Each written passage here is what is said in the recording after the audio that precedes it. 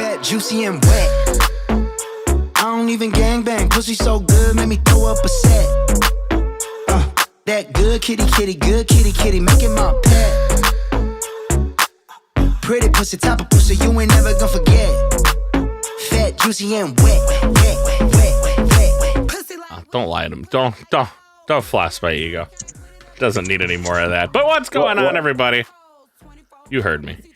I'm the one, the only, the WOOKIE. Few chicken nuggets short of a Happy Meal tonight, but we found replacements. Replacement nuggets are just as good. You dust them off, you blow on them. First couple of bites are a little crunchy, and after that, they're fine. They're fine. But we got the Ewok Jr. Hello, Keyforge community. Glad to be apparently a dust-offable nugget. You're not you are a regular nugget. Pete. I'm a regular nugget. Pete is a dusty nugget. Pete, welcome to the show. Way to welcome our guest there, man. Thank you. It's an honor to be here. I'm happy to be the mandatory grumpy nugget. The grumpy dusty nugget. You are so much more than that, Pete. Man, we love you. You are amazing. Too kind. So we got tons of stuff we want to go over today. We're going to have some fun with this.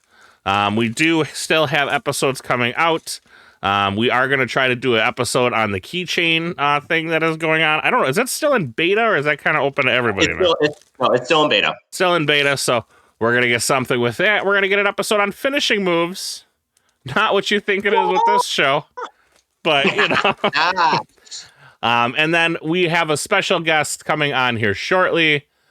We do have to get some schedules worked out, but we will have Janet on for our 600th episode. So little bit of calendar work to do there, but we need to. And when you say 600th, are we looking? Because I was looking at this. We have a sheet. It's actually a Google sheet that we've been running for 6 years with each of our show notes. Yep.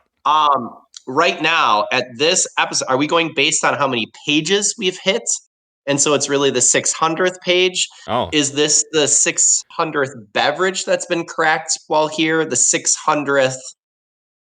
The 600th tear Wookiee has shed over Keyforge sucking ass for many years. I collect them in a jar and I drink them later.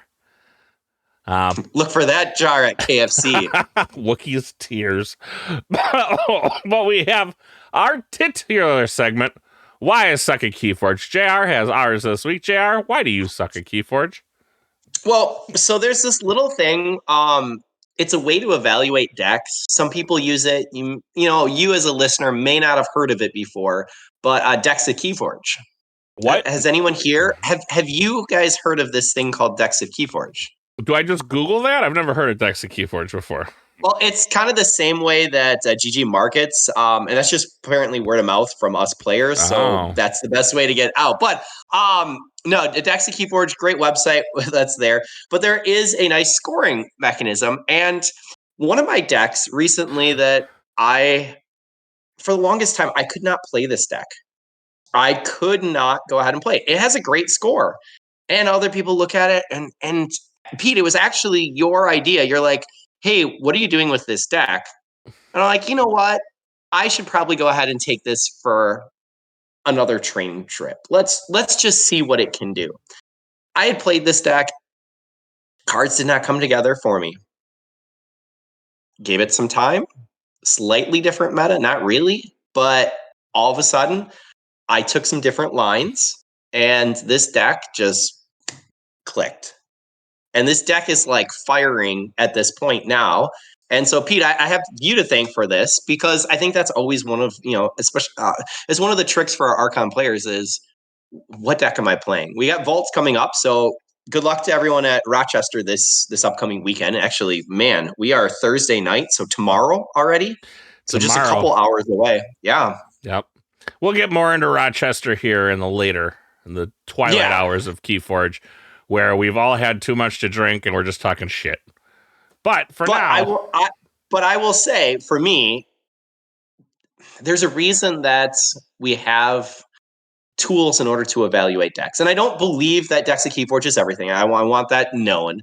I definitely think that there's some decks that are overpowered, and there's some that basically show a SAS that's lower that frankly can do a lot more magic than it's showing. But if decks show up consistently in that top, it's probably okay to go ahead and give them a second or a third try and take some different lines. How I was playing the deck previously was leaning heavily into one thing and honestly taking a slightly different pathway, exploring that deck, discovering however you want to go ahead and talk about it. It now goes ahead and sings along for me. So that's why I sucked to Keyforge, because apparently I was playing this deck completely wrong. And so go check out your decks. See why you're sucking at Keyforge too. See why you're sucking at Keyforge. All right. Thank you, JR, for the why I suck at Keyforge fail. Getting into the meat and potatoes now. We want to talk about the discovery kits. Colossal success or abysmal failure? Well, while we contemplate this, we should give our listeners a little background. So discovery kits had been out, and new discovery set to introduce players. Yep. Our local decided to go ahead, as both Sheep and I kind of looked at it. The discovery kit was basically falling at the same time store championships were. So it is feast or famine. That is part GG.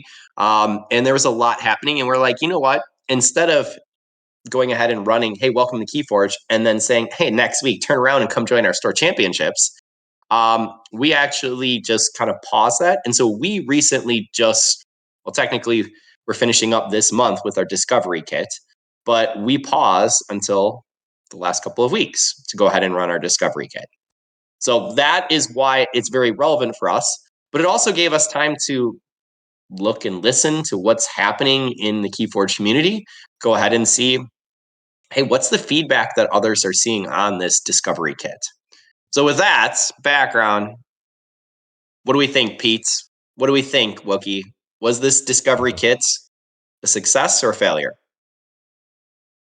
Well, yeah, I think we'd have to call it a failure based on everything we hear and see in the discords, right? If that's at all indicative of the broader Keyforge new player base, if such a thing exists, it doesn't seem to have generated a whole lot of hype or interest or new bodies. So I would have to call that a failure, right? Objectively. I as well call. Well, you already know I was going to call it a failure, so I think this is. This was an abysmal failure. It was a halfway decent. Again, it's a standard GG, right? Great idea. Horrible execution. Well, and I'm actually going to go ahead and pause here. I think that I know Sheep is on remote. Drazcor is actually coming in a little bit. He is actually remote too, but able to. Hey! To Oh, there he is. Look at that for timing. Hey guys, How's it going, Draz? I'm in a car. Let's merge. Let's merge. These are my favorite episodes where Draz is in a car and we can hear him turning. So thank you so much. This makes my night. Yeah, I'm on the way to Rochester. Oh, really? Yeah. Nice. Whoa. I didn't realize. You were going. I forgot. I thought you were on work stuff. That's why I thought you weren't going to Rochester. But no, and I said a couple hours. Yeah. All right. So where are you? You left. Tell us. Where did we leave, and how far away are we at this point? We are right now 3 hours and 56 minutes away. So that's a long ways because it is 9:38 p.m. So you're expected what? Right about? Oh shit! It's an hour time difference. Is it an hour time difference for you, or you are East Coast? No, they're an hour ahead. It's 9:30 there. Okay. Yeah, so 4 hours. Just gonna get a cool 1:30 a.m. No big deal. Hey, you're just starting off that vault in a really prime spot. Are you driving alone, or do we have others in the car with you? Oh, we got Metal Zoa here. Say hey. All right. Say hey, guys. I don't know if you can hear him. Oh yeah, we can hear him. There you go. Yeah, Metal Zoa's driving. Very nice. The other locals are already up there. So we got Mammoth DG's up there. We got King of Bling up there. We got JJ coming? Or JJ's there. Yep, JJ's up there. So yeah, we got a we got a local crew going up there. So very nice. Well, we will talk more about Rochester later, but it is great to hear from you on the road. We kind of did. Pete is here with us as local because we're talking Discovery Kit. So, real quick, Pete and Rookie both said that Discovery Kit unfortunately was a failure for you in your local. Did you guys see Discovery Kit as being a fail as well, or was it a success for you guys, and why? Well, so we actually never got a Discovery Kit. No, jeez. So that is a fail right there. Okay. Yeah, so that was a little bit of a mistake. So what happened was I told my store owner about Discovery and about how we wanted to do, I wanted to do some events, to do the cool prizes or whatever, try to attract some folks. So he's like, oh yeah, I'll get some. And then like they came in and I was like, cool. Like, where's the cool stuff? He's like, what are you talking about? I was like, yeah, where's like all the prizes stuff? He's like, I just bought some decks. It's like, oh. So we have a whole bunch of Discovery decks, but we didn't get the prizes and stuff. So this was right in the middle of store champs season. And so I was like, well, let's get through store champs, and then I'll figure out if I'm actually going to ask him to order more stuff, and then try to organize an event, see if it can attract some folks. There's like a couple folks who I would try to come out, try to get them to play. So what's interesting? Yeah. So what's interesting, Draz, is you're talking about timing there, and actually, I shared before you came on the idea that we actually, because it would have been happening a week before store champs, Sheep and I are like, let's not bring some new players in because we want to do a learn to play and kind of build up. Let's go ahead and set this afterwards, because I think the bad experience would be, hey, come learn to play, and then next week, welcome to store championships. The timing is just feast or famine for GG. And so I think the timing was something that they could definitely improve upon, just spreading out the love so that there's something in January, February to do, and then build people up. We actually just recently had pushed it to this time period, but I think you're also speaking of the difference of Asmodee versus GG. I cannot stress this enough. It is extremely confusing to store owners who are not in this game. Yep. I'll make even a statement that people who are in the game who are pretty regular, it's confusing. Recently, within the past week, we heard that what set was out, guys? That we weren't able to get it from Asmodee anymore. Oh, tokens of change, right? Yeah, tokens of change. That's correct, Pete. So tokens of change has said, well, it's out. And so now this is being spread with the local stores. But the short answer is GG still has tokens of change, but Asmodee doesn't. Yeah. And it's a weird component to have both of them kind of running shotgun on the game and kind of what's there. So it spreads misinformation. I honestly cannot stress enough. I really want to see one central area for information, one spot where we can go to, and one way to be able to publicize or push this game.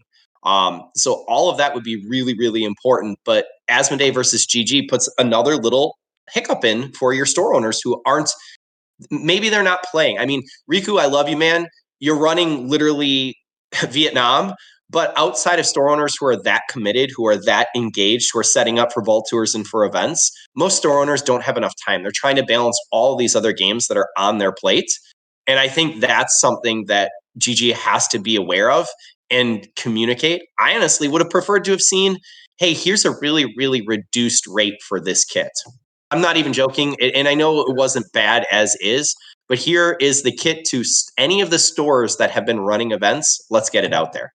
That could be marketing. Or here's a nominal fee of here's $1 or $5, or you pay for the shipping. Like finding ways to get product into these stores where then someone can run it is so critical right now. And I know that other episodes, other casts have gone ahead and talked about the importance of the community. I think it is the community, but I also really think that it is GG as a company needs to step up and needs to do a lot more than what we're seeing. So unfortunately, our kit did not generate new players. And I think part of that is some confusion, some timing issues, but also kind of, well, the next large topic, which is the dead horse. Let's hold on that. So is the kit really supposed to, in of itself, bring in new players?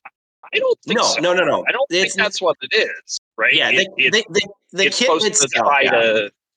Yeah, in theory, I think the theory is you have a kit like this, new player kit, and we still, as a community, go out, find people, bring them in, but then you can give them something cool that will bring them back. I think that's the objective of the kit.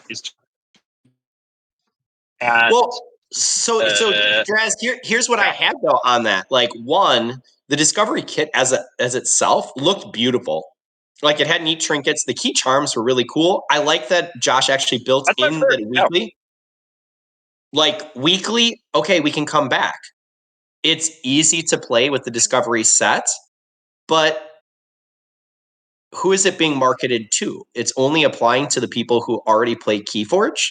Like, if it doesn't it's still on us to go find the people, right? It's not going to be, unfortunately, anybody else. Yeah. Can I speak to that though? I know I'm speaking a lot already, but I guess that's a point of frustration right now. At a certain point, it needs to be a mutual partnership between us as players and the store. But the store's GG and us. But really, GG is not holding their own. I can't speak this enough. When we go in, we've been in our store for Wookie, is it now a solid 2 years? I thought it was 3, but we'll say 2. Well, it's 2 years and then a couple months. Okay, so we're at 4 months, almost 5 months there. But when we're looking, we actually have a player who used to play at our old store that shut down with the pandemic. So we lost some individuals there. That individual used to play Keyforge, so we could talk about them as being a lapsed player. They're there consistently on Tuesdays, the day that we have set up, which is tricky for people to come out because Keyforge, frankly, is set up for, well, middle-aged parents. Can I say that? Like, sure. People, I mean, yeah, a number of single income, like, I'm not tied down with some commitments right now. But outside of that, we have a lot of parents who are trying to balance kids' sports and school, and I can go on.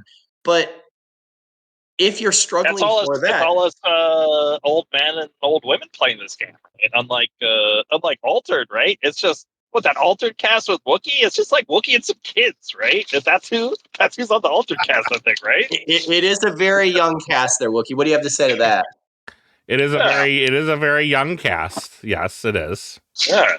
What about their player base though for Altered? You gotta like change some diapers and stuff, I think, while you're doing that commercial break. They're going to go ahead next episode and talk to us about our geriatrics and what we all have going on. Yeah, they probably should. But I mean, if we're looking, time is extremely important. And at a certain point, I can't do more to go ahead and make the game appealing. Like, we've had Learn to Play. I've had people playing board games that we've brought in. They frankly opened up some Keyforge starters next to us that were separate while they were playing board games. I went over and like taught them, and Wookie and others like, why did you leave our tournament? Like, we have another round. Like, what are you doing? But trying to reach out to people. We have individuals who are just playing Commander because on the same day that we go ahead and have our locals, it is the consistent sealed from MTG, so Magic the Gathering. Yep. I can't do more than putting out flyers, than going ahead and basically trying to show the game to the staff who are potentially able to go ahead and show it to others.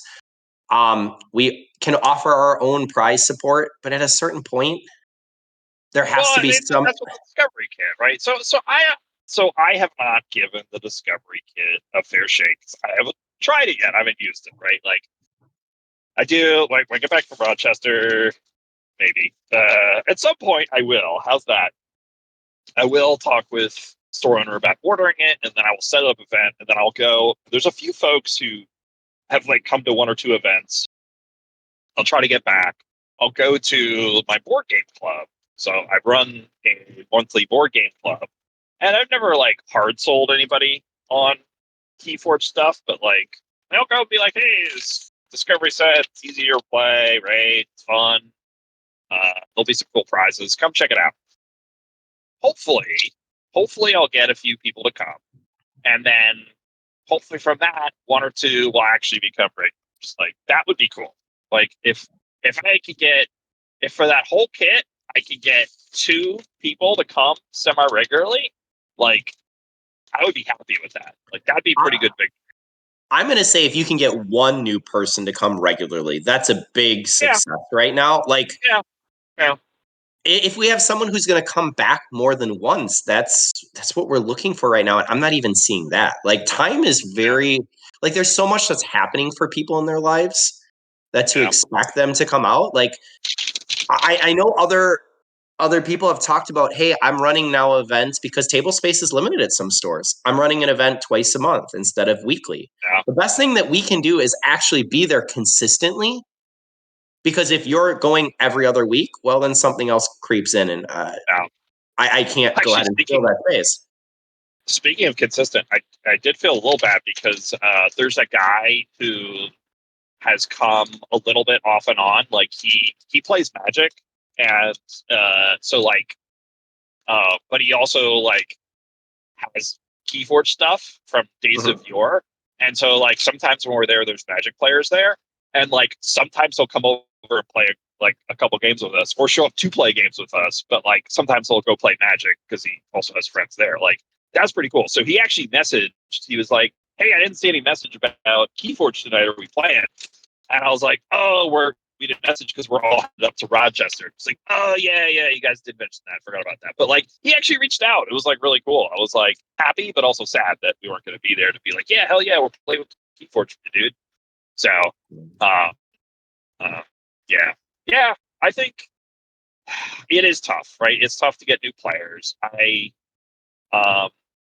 don't know. I think the Discovery set is an interesting attempt. I think I'm going to try it. I think, the timing was a little weird, but it's supposed to be, in theory, it's supposed to be an evergreen thing. So, like, they're supposed to keep them around, maybe. So use it anytime in theory in the future. So I think that's the right move. So the fact that it became available during this time, I think is maybe slightly odd, but not a problem really in the long run. I feel needy when I keep going to the local players who are there. And I don't know how to go ahead and venture further you're out. A needy person, so you know. No, but like you feel like, please come play my game. Here's all the trinkets. Here's decks. Here's tokens. Here's everything. Yeah. And then they take it and they go. Wookie, I still remember the event that you put at our previous store, and this was 2 back. But you had a really great idea of, hey, here's going to be these different decks. Was it 6 or 8 decks that you gave to everyone? And then each week we were going to just play one of those, basically bring a Mars deck. And so from that stack, you have to bring 1 Mars deck from that pool. And so it was relatively fair. And we had a carload of people who came in. I think there were 6 players. They were younger. They all came in. Go ahead, tell us, because it was a really great idea and it absolutely failed in our faces. No, it was just, I mean, basically we all had a lot of decks, right? So I'd bring in my box of decks and I'd say, pick one, right? Right? And it was different themes. It was like, oh, well, this week we're going to try Mars or whatever. So you'd get X amount of time, thumb through the decks, pick one, that had Mars in it, and we just play. Right? And then it was, well, whatever you grabbed, just take it home with you. Right? Yeah, but the event that you actually had for here was supposed to be a 6-week process. You had pulled 6 to 8 decks. They showed up once. And then never showed up again. And they never showed up again. And if you look at that, like, even 6 decks is half a box. Like, that's a significant... And what to do with extra decks? Well, that's one of those things. But it's sad when someone shows up, takes your decks, and you feel really like... I don't know. I feel off when it's just like, hey, here you go, here's decks.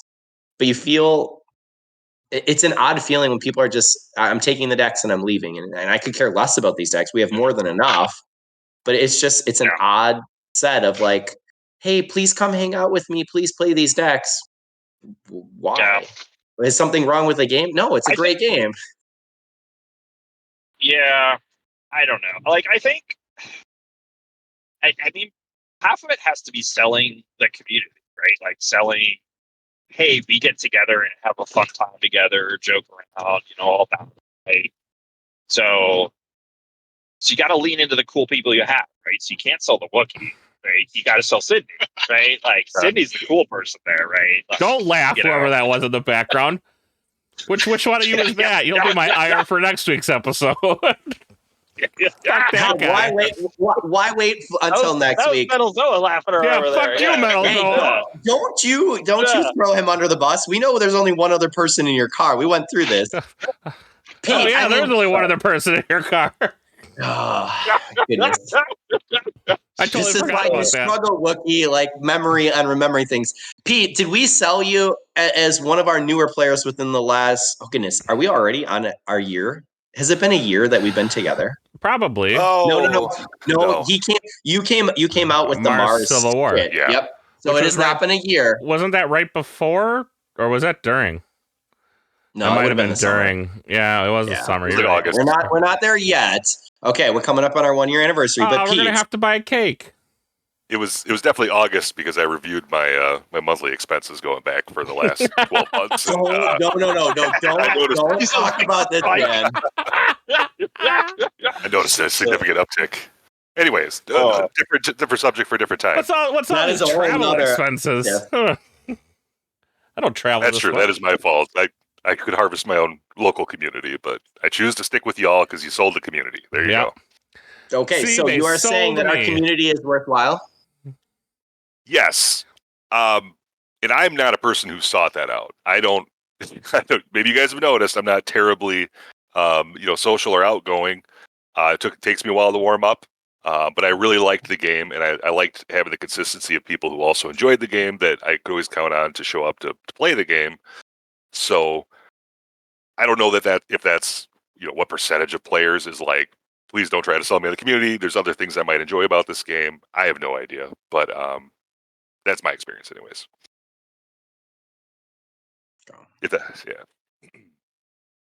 So Pete, the first time you came, were you like, how did you first hear about the event? I guess that's the first question. Right. So I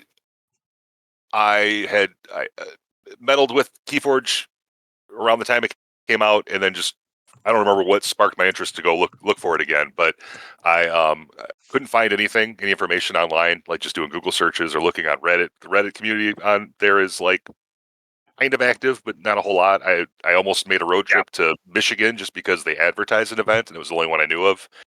Looked on Facebook, all those were dead. Then I found Discord through my local game store and found Sheep, and then Sheep directed me towards this crew, and I bit the bullet to show up because I wanted free cards, and that's what the Martian Civil War event promised, was 15 free cards. And the Martian Civil War. Yeah, that was my motivation to that's what pushed me over the edge, because again, at that time I wasn't necessarily looking to play with people in real life. I just wanted the free cards.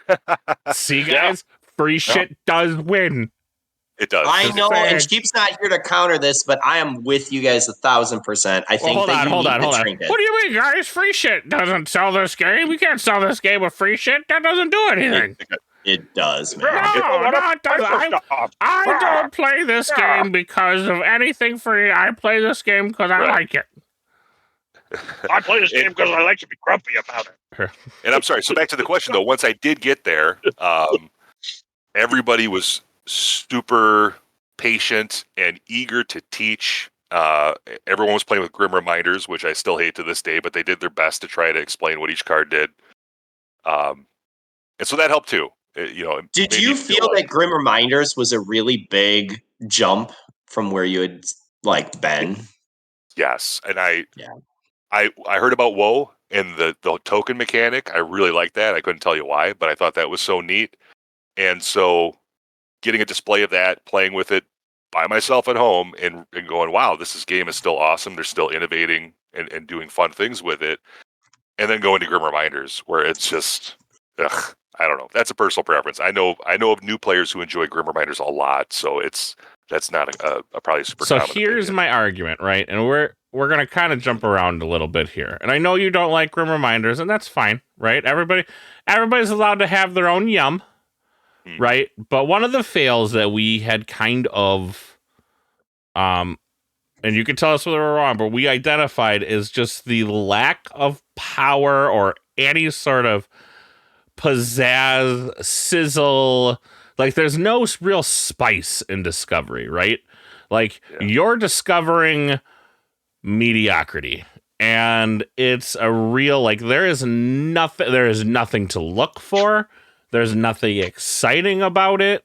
Like, as a player who's been around for a long time, like, it's kind of a pain. Like, it reminds me of AOA sealed days, right? Like, where it's just kind of like, oh yeah, so whoever gets some form of Ember control will win. Well, I don't know if I would go that far. I mean, even looking at DOK, you do have some 90 SAS decks that show up there. And again, SAS is not everything, but I think overall, I wanted to see that all of the decks, frankly, just needed to have more Amber on it. I don't know how else to state it. Like, I want to see more interaction, but if we simplify the interaction, then increase the Amber so that, one, the games can go quicker. So all of our players who are here, they feel that tension of, ooh, we're right on check. We're almost going to forge a key. Will we let them? Will we not? I want to see that. Number two, if we really are pushing Amber, then that deck, and I know he argued in our actual chat before this, I think that those decks should be able to leave a discovery event and frankly still have a half chance at being able to be played. I think that there's some real skill knowledge that's gained from playing on a weekly basis and playing consistently. I mean, Pete, I've seen the improvement from you as you've gone ahead and joined us since August. So going ahead and looking at that, you become better by going ahead and investing in the game, and that's just time. It takes time to be able to get better. But if you come in and you have this discovery deck and you're like, hey, it was a lot of fun, I enjoyed this, and then you bring it back to local in the next week or a couple weeks later, and you get absolutely smashed, that's a really bad feel-bads moment. And I think that discovery, like the kit, needed to be attached to this, but I think the set discovery as a whole then has an impact, and it needed to be elevated. And I'm not joking. I think the card type and the interaction can be more simplified, but I think you just needed to push the Amber. Get to your keys faster. Go ahead and push outside of scaling Amber control. It should cause some problems for a number of sets right now. And there's already... Oh, go ahead. I was going to say, do you remember that? So the simplest set is Coda, right? Just from a rules perspective, right? Yeah. What was one of the complaints from some folks about Coda after a while, right? Like, I remember the BDQ guys saying that they just printed Coda with too much Amber. And there was a bit of an opinion that just having pips or steel was really what you needed. Like doing other things didn't matter nearly as much. And so, like, that was feedback. I don't know that GG was deeply thinking about that, but maybe I'll give them the benefit of the doubt for a second, even though I probably shouldn't. That maybe they said, hey, we're going to make a simpler set, but we shouldn't just put Amber pips or pick, Dust Pixies all over the place, but pick cards that are interesting but can't be too complicated, right? You don't want a whole bunch of like Curiosauruses, that, right? Like, that's not very player friendly, even though it's a strong card. So you gotta, it's got Kirby's, right? It's got it's got some things, right? Yeah, it's got TMTP, it's got routine jobs, right? Yeah. So I'm looking at these Jericho 90 SAS decks, And to be honest with you, none of them are like, oh, this is like, these are just, I mean, yeah, they were, and I don't know, maybe SAS needs to go back and look at some of these older sets. I'm not sure. Because this logos I'm looking at from Ibuki, like, it's okay. It's not the greatest thing I've ever seen, right? Like, it's got some good stuff. Help from Future Self, Mind Over Matter, Neurosiphon, Tau Tau Vapors, Igor Daughter, right? But, like, there's nothing in there that's going to win you the game. I don't know. That logo set really looks nice. That is a very, very nice set. It is a very good-looking set, and even the shadows looks good, right? Double TMTP, Miasma Bomb. But there's nothing else in there. So, Zenzik, Time Traveler, QMEX, Helper Bot, Igor, Daughter, Tau Tau Vapors, Positron Bolt, Neurosiphon, Mind Over Matter, and Help from Future Self. Like, I'm telling you, if you want, those are all good. That is a set of 12 cards that I would be extremely happy to see. Right, you but have hold on, Steel, you have creature control. We always get happy with a set of 12 cards, but you need 36 to play the game.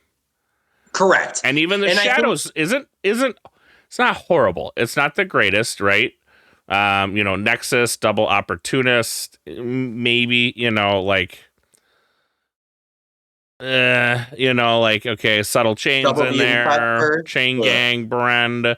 There's some good stuff in there, but there's not a lot. And then you go into the Star Alliance. I mean, you have a Rogue Operations survey is not bad, but again, none of these win games. If these go up against decks outside of Discovery, I feel like it's going to get thrashed. I don't feel like this deck would be able to keep up with an Aria. I don't feel like it definitely wouldn't keep up with a Pastor. Well, because you're looking at the recursion that exists in both of those decks. Okay, you're brutal right now. Yeah, you're talking about some of the best decks. But this is the best deck that I have right now to compare it to. There's only but there's only 1,000 decks in the. But I don't think opening more decks is always. I've never agreed with that statement. That like you got to open more decks to see what it really can do. You within a matter of a hand. Well, true for Coda. What? There's billions. Yeah, there's more decks for Coda than there are for any other set to be a thing. Sure, right? But like Coda's even Coda's by the wayside now. What Coda? I mean, besides Fraud, what Coda decks are doing anything at the current time? Nothing. Yeah, there's only a couple, right?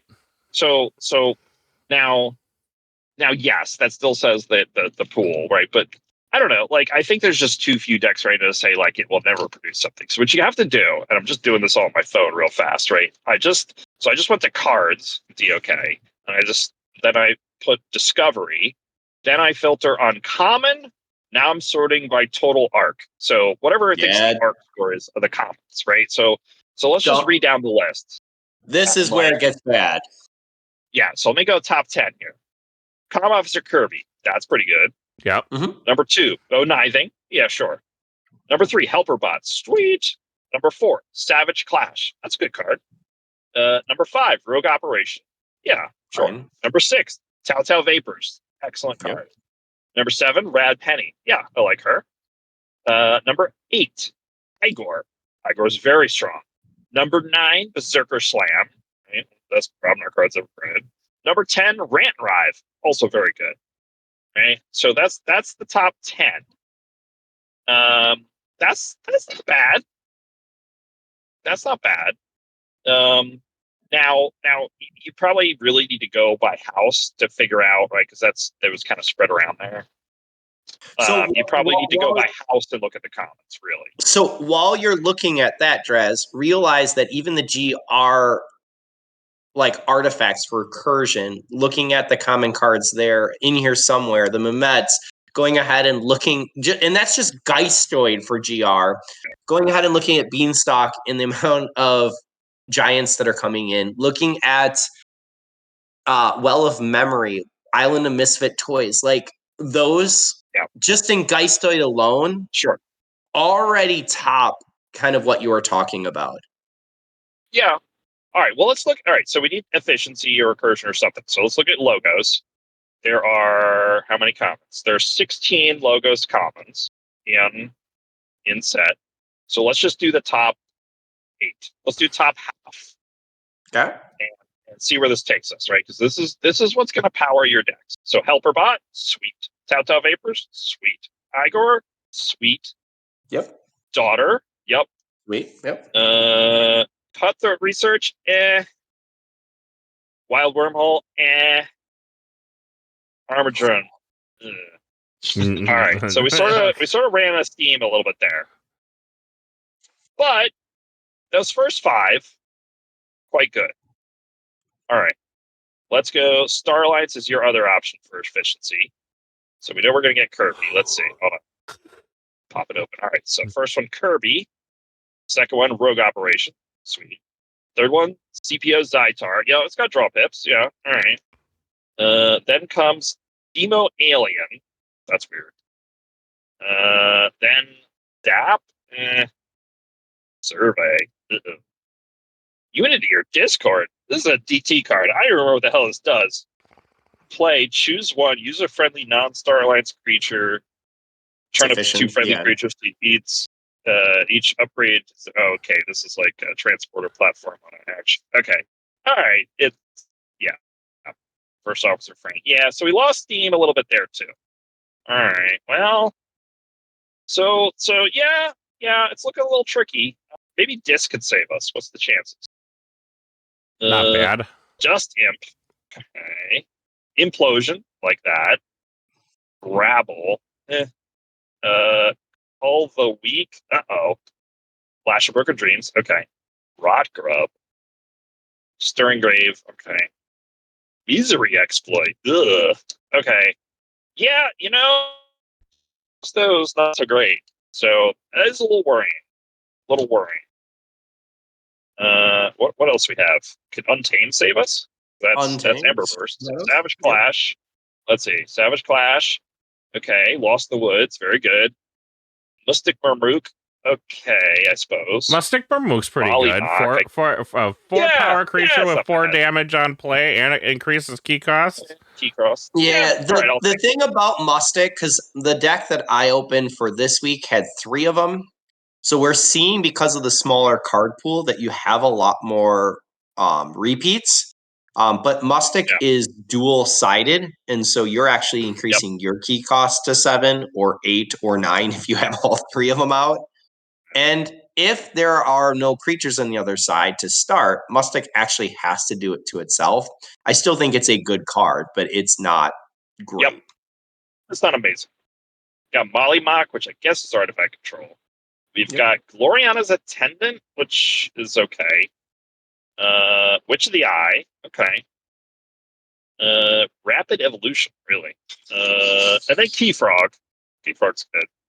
So yeah, I don't know. It's not seeming so hot. What about Shadows? Fair. Well, while Draz is looking at Shadows, because when I'm looking here for Discovery, what was interesting was consistently Shadows is showing up in these top decks. We have double TMTP with Miasma Bomb, like a large steal. But outside of that, you have quad routine job. So seeing multiple ways to be able to steal is really, really important, and something that actually brings a lot of power to the game. Now, while Draz is looking that up, I'm going to say part of this experience is really saddened by me. My first deck that I opened, solid 71 SAS, Varicine, the Field Marshal of Skulls, Brobnar, Dis, and Untamed. But I had 6 Amber Pips. And out of those 6 Amber Pips, 4 of them came on Anger. And this deck, this deck, I'm pretty sure that Pete can go ahead and speak to. Yes. Yeah, 4 of them are coming on Anger. Wow. And then I had Memorialized the Fallen. And guess what? This set is heavy on creatures. My deck alone has 23. So when I finally could build a board and then generate, because there's no board wipe, Then Memorialize goes ahead and just extended the game. So again, this is where I'm really going and talking about add extra amber on here, make the games go faster, do not drag it out. Have some tools, show some people some fun. This deck had, I think it was 6 different doubles or triples. So quad anger, triple toxin, triple dust imp, double ritual of balance, double mustic Mermuk, double witch of the eye. You're just looking at a lot of repetition, which brings consistency. But when you have a smaller card pool, I don't know if that's helpful for new players. Okay, I can see it, or if it kind of makes it a little bit more boring. So I really stress, don't put these large, put a higher amber count, minimize what the amber loss is. If you're going to go ahead and steal it, I'm fine with it. But like Memorialize the Fallen, when that's a very heavy creature set, just made the games go so slow. Are there more creatures? I mean, I only have two discovery decks. At least it feels that. It feels that way. It feels, again, a very heavy, like everything else GG has done since, a very heavy focus on creatures. Yeah. And I mean, missing quite a bit of straight board wipe. We talked about what was there for Untamed, but if you don't have Untamed, it feels like all right. Yeah, and outside of Savage Clash, it was just like it's slow. It's a little redundant. That's just the experience that I've had. But we want to have. I want to have sets that a player can come in, they can have fun with, they play quick. Oh yeah, this was a lot of fun. Let's come back and try it again. And that they can stand. I'm not saying that they're going to win, but I want them relatively close. And with the recursion that's there from GR, with the board spam that exists from Tokens of Change, with Amber Skies and all that it can do with the disruption and kind of spamming the board consistently with out of house pips, I just feel that there's such a discrepancy between even the best decks in this set that it's a great introductory, but it's like it essentially is a standalone set. Like, here you go, you bought it, and that's it. Now jump in and have this big giant gap. I mean, and maybe that's okay because it's Discovery, right? Like they did Portal back in Magic, right? And I don't remember them being good. I don't know. I don't know anything about Magic though. So, but it was about introduction. Well, let me tell you about Portal. Go ahead. Because that's where I jumped into Magic when I was younger. Portal was an introductory set, right? It was not designed. It also was not designed. Portal cards were not legal. You could not play them. Like if you went to a tournament, you couldn't bring your Portal cards. Now, depending on who you ask, much like any, I'm going to cough here now because I'm talking. There are a lot of Portal cards now that are worth a lot of money. Really? Oh yeah, yeah. There was some tutors that were done. So like Portal was designed as a set to be very basic, right? So they took out it was creatures, and then they took out like instants and interrupts. So it was all sorcery driven. But I can't remember, one of the tutors came from Portal, which is now a well sought after card. And then there's a few other Portal cards, like Portal 3 Kingdoms. There was a guy who granted horsemanship to all your creatures, which horsemanship is a trait that unless somebody else has horsemanship, they can't be blocked except for other creatures with horsemanship. Well, it was such a small thing. Like they never did horsemanship outside of that set ever again. So nobody has horsemanship. So for things, so the reason Portal and things became so popular was because of Commander. When Commander's like, yeah, whatever you got, come play it. You know, it's a more I don't want to see Commanders. It used to be just more of a funsy, whatever, you know, thing to do. It's gotten so big now that I don't know if it's more popular competitively or how it is, but it used to just be, very casual. And it was more about, look at this neat thing I'm going to try to do in a 100-card singleton format, as opposed to like winning the game. I mean, and the thing is, not only that, when you go into anything, it's a multiplayer game, right? So when you're going up against 3 other opponents, as soon as one person starts pushing ahead, usually what happens?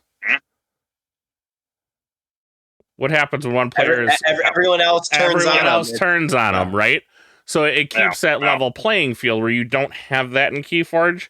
I mean, the closest thing we have to multiplayer is the shitty adventures. And they just don't seem... No. We have Vault Assault. Oh, yeah, because that's a thing that everybody's playing right now. I think that it offers some options. I just think that, again, like most sets, it needed to be actually worked on and balanced. There are individual cards in Vault Assault that are much, much, much better, and so you want to consistently take those cards. And when there's a discrepancy in the power level, it's problematic. But right. I like the idea that others can build it. Yeah. I mean, playtesting is a thing, and it needs to happen with both competitive and casual players, and not just, hey, is this fun? Because there are other aspects outside of, is this game fun? There is a competitive nature. That's why you're heading to a vault right now. Yeah. That's right. And I hate to tell you, like, for me, and I think I don't know anybody else that's not going to vault tours. Pete can maybe tell us, because he didn't always go to vault tours. Like, there ain't much outside of the vault tours to do. There's not much outside of the vault tours to do. I'm sorry. I don't understand the premise. What's the question? Like, you're not, I mean, you have a local, right? And some people have a local. But, like, there's no, like, local thing that, like, you can go to and you're gonna, like, have a nice big turnout, right? Like, the T-Mult Championships are coming up for Altered, and from what I understand, they had a decent turnout. Gotcha. Right? Yeah, so, outside of... you don't have to go to the big thing because you have this other little thing. That's still kind of a big thing. So I guess maybe it quenches that thirst a little bit. Yeah, I mean, in FFG days, we had a local scene that you could show up, and it was different from the people attending vaults. And what has really turned now is people are attending vaults, or you might have a local scene, but it's supplemented or taken care of by yourself. I think that the Mars event was a lot of fun, but again, you're missing this idea of, hey, I show up, I do something weeklies, which is, again, why the new, what is it? Key discovery, I'm totally blanking right now and I'm failing. I'm not sure what you're even looking for. No. The keychains. Oh, the keychains. Yep. So which isn't done by GG, so I wasn't even going to include it. It's not done by GG, but again, this idea, there needs to be some trinket, there needs to be some reason to show up weekly for people to invest time and money. It can't be, hey, here's just a good group of people. While that can carry you for a little bit, finances, I mean, Pete, you saw that, finances across the year, it's expensive. On a weekly basis, it is at least $15 for a deck plus $15 for food at the very, very, very minimal, just to be able to show up for this event. That's a large cost across 4 weeks. You're talking $120 just to drop for that, let alone the time commitment, which frankly is a lot more for people. So you have a monetary restriction at times, you have a time constriction at times. So if it's your local that's saying, hey, I'll go ahead and throw in some decks, that's great. Even this week, we've seen Magic, which is running consistent with us in the background. They get 3 decks. I asked Sheep, how much is the cost? It's roughly about $6 from what he had gone ahead and said. I don't know Magic. I have been out of the Magic scene in a very, very, very long time, and I was extremely casual. When you're talking Portal, I had gotten out. Basically, Portal was just coming in when I was leaving. So that's how old JR is. I'm feeling very old right now.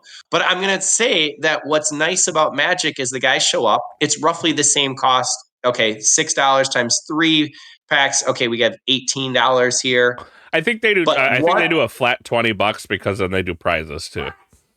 But that idea of, okay, I have prizes. There's nothing for Keyforge unless we're putting in extra for it. And I don't know. I Well, just the discovery kit thing is prizes, right? So that's, I mean, well, right? that was there, but let's be honest. Outside of the store champs, outside of the discovery kit, outside of Mars, the Archon cards, yeah, the archive card was cool from the. no. I think that I think when they're doing something, it has been actually an advantage to the community. Yeah. My problem is that it's so sporadic. And if we are not consistently bringing people in and there's something that is going to them on a monthly basis or on a weekly basis, we're losing people. And we see that. People who have even made the trip for vaults, there will be some of those individuals who showed up last year at Rochester will not be there. Now, the question is, will there be enough gain versus how many people have lost? Because there's other games. It's always in competition. We don't have a prediction this time, right? Because last time round, they just told you what ticket number you were getting, right? It told you were number 27. Be like, yeah, we don't know this time. They took that away. No, they took it away because of us. You're welcome. Yep. I mean, it was pretty easy. Like, it wasn't even hidden. Right? It was right there on the page. Yes. It wasn't like, there was any sort of problem. Well, the short answer is what has been disseminated so far is our numbers are unfortunately, well, we'll get to predictions later. I'm hopeful, but I know I've been talking a lot. Pete, what do you think about the kit? Did it attract you? Is it something that was a good idea but just didn't have implementation because we have some really experienced players? What are your thoughts on this? When I heard you guys talk about the kit when it was first announced, I thought it sounded like a really good idea. The drip feed of prizes to keep people coming back. I think we saw at least locally, we saw store championships. I saw some new faces through those, and then the March of Civil War event saw some new faces for that. But I don't expect to see any new faces. I didn't even go to the week where you guys did Discovery. I know you didn't see any new faces that week, right? We haven't seen any new faces since you. Right. Yeah. Well, it was you and Alex, and like I've just been begging and pleading and bringing people in and trying to go out. And I can grab kids from school and we can play there, and I can play in game clubs, and I can talk with my board game group. But at a certain point, it comes across as very needy. That's why I keep coming back to it. Is like, I can only do so much. I've shown everything to the store. It's the same people. We go around. Hey, have you heard about Keyforge? Do you want to play Keyforge? Do you want a deck? Do you want to play? But I don't know what more to do outside of potentially going on a different day or in a completely different area. You gotta have the Wookiee put on his flamingo shirt, right? Isn't that the one that gets all the ladies? Right? It does. That's what you need. I guess. I like what Lokacar does, online with every Wednesday having his own prize wall. I know that was a thing I've heard of that as a thing in FFG days, which sounds really enticing and exciting. Like, show up each week and at least make a little bit of progress towards something cool, even if you open up a stinker and go 0-3. Like, that's neat. What about would you be into digital stickers? Like come a few times, like get a digital sticker that you can then put on a deck that you can print. Or just like collect these digital assets. Does that entice you? Yeah. Does that entice you, Pete? Yeah, I think those are great ideas. That's been pitched in depth on Sydney's podcast, right? Is this idea of this has to be a relatively affordable thing to do. And I think that is something people would go for. And I think anything that is done should focus in on what is unique about Keyforge. And it's anything that kind of drifts away from that, it's like you're going to get demolished by Magic and any other hot new game that comes on the market. Keyforge still has unique properties. And one of those things is, personalize your deck. It's the only one like it in the entire world. Okay, so here's my question. Because we've gone into the deck, and frankly, if I'm playing Magic, I can open up 3 packs and maybe I'm walking away with 1 card that I can use. But I can use that in a different area. Keyforge for prize support just doesn't have that. Here's $15 and you're getting one deck. So it's limiting the prize pool that can go to others. My question comes, can we go ahead and put cards that are full art, foil, whatever they are, but of one specific type? And for the month, you can work towards it. Yes. And the reason I say this is because it should be a lot easier to print more. Like here, I'm basically printing a sheet and I'm cutting it, and that's 36 of them. It goes to the store. And listen, how cool would that be? So let's just say, like, for Aria, right? So for like this week, it's In Here Somewhere, which is a card that is super relevant right now. But each week you go and you get the chance to win a full art In Here Somewhere. That'd be cool. Yeah. And you can just, I mean, I don't think this is difficult for people to do. You know, like, you can look at a deck list and be like, oh, yes, there should be 4 In Here Somewheres. You know, like these, like, I mean. Yeah. And you gotta sleeve stuff officially. You gotta sleeve stuff anyways. So, like, if your opponent, like, hey, I want to do a quick, you just be like, hey, I'm using alternate arts. Cool. Let me deck check you real quick, and I can check your deck beforehand. Or, you know, judges. If I'm at locals, if you're gonna cheat, honestly, at locals. Well, if you're at locals, that's one thing. But I'm talking about Vault Tours. Yes, but at the Vault Tour, it's going to be checked. You're going to see that it's there. They have the right to check at any point in time. Right. And you know what? They probably at locals. Yeah, if you're going to use it at a local, like, you're going to sell some sleeves for that store because they're going to be like, oh, I got this cool card. Oh, I guess I got to sleeve it now. Right. Because they know. Right? So, yeah. I mean, just something like that is, I believe it's 1,000 million kajillion % doable. But for whatever reason, they just do not want to pull the trigger on it. And well, I think it has to do with the unique deck. And so if I break it apart, it's no longer a unique deck. But I'm saying at this point, I think you can still retain your unique deck, but you're just trading out for this alternate art, which is even more unique. Reprints now. Yeah, I know. And that's why I'm saying it's even more unique. You can do all the things you want to do. Like, you probably, you know, what would even be cool is if you could have, all right, so I can now scan these into the master vault. And if I want to get a deck reprinted, I can choose that art and it will reprint that full art. Right? That would be pretty cool. Yeah. Right. And it'll just come with it. It'll have the deck name on it and all that good stuff. So if you could just ask for the full art. Right. You have to win it. Right? No. Yeah. You'd have to win it or attend a local or something like. It's not just going to be given to you. Yeah. But I can scan that QR code then, right? That you could put on the bottom of the card, or you can just put it into my digital inventory. I don't know how.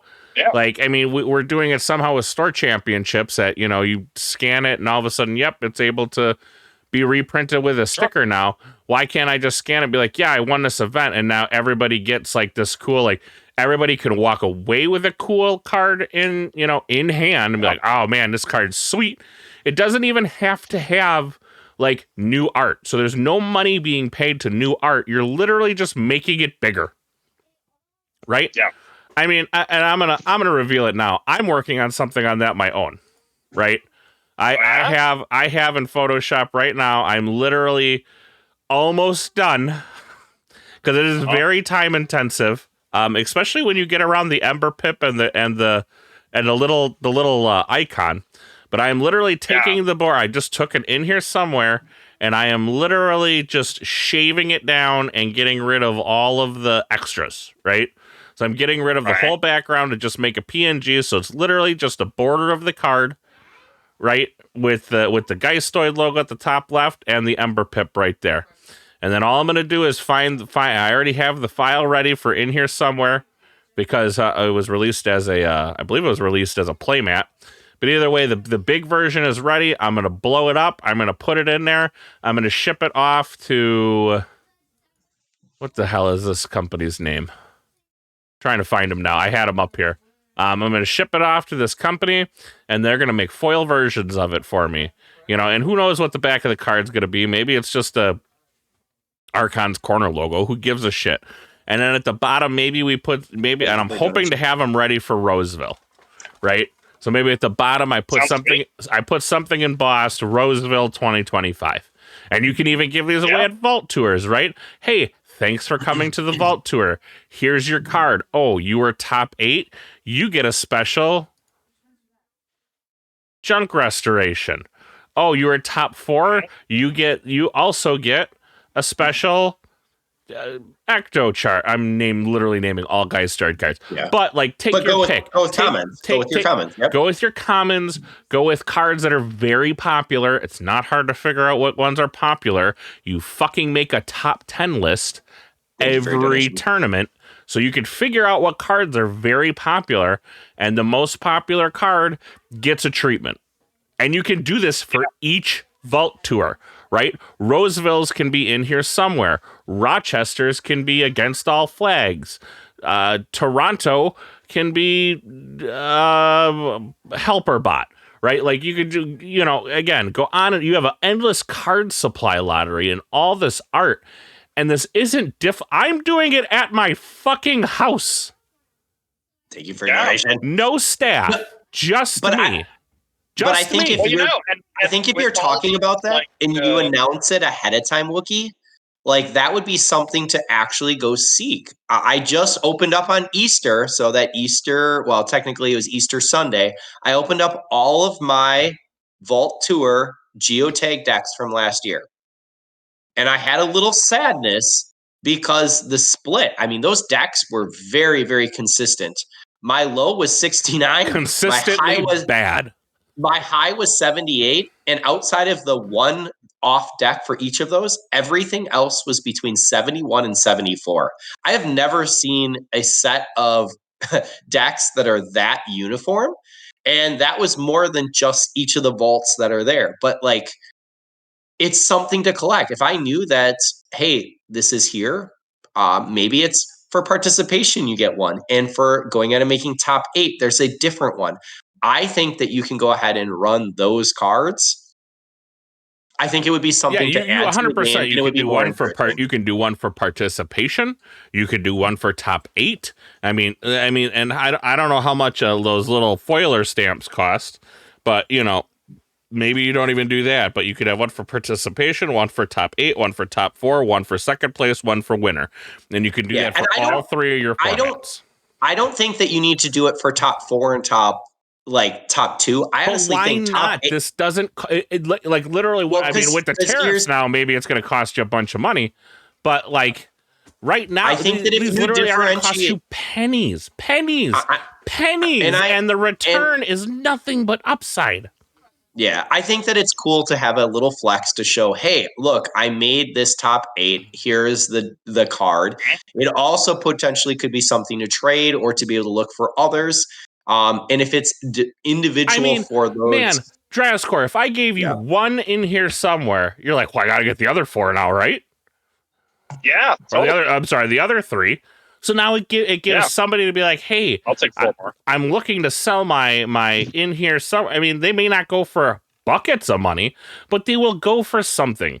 It gives a player who doesn't care about that thing the ability to get a return of something on an investment as opposed to fucking nothing. Right? Thank you for your donation. Do you know how much money I made off of the geotag decks from last year? $12. Don't know.